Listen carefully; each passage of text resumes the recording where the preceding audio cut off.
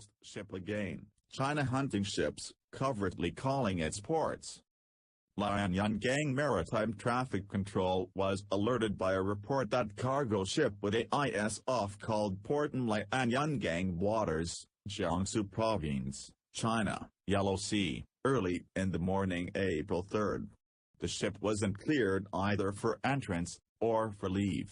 Patrol boats were sent to intercept the so-called ghost ship. The ship, general cargo ship HENG SMOOTH, was intercepted and brought to Lianyungang anchorage for investigation. It is becoming a rather regular incident in Chinese waters, but yet, no plausible explanation was given as to why do foreign ships call Chinese ports in a covert way, without due procedures.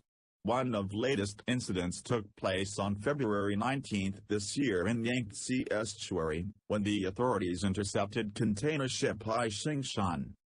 General cargo ship HENG SMOOTH, IMO 8,808,240, DWT 3282, built 1988, flag Sierra Leone.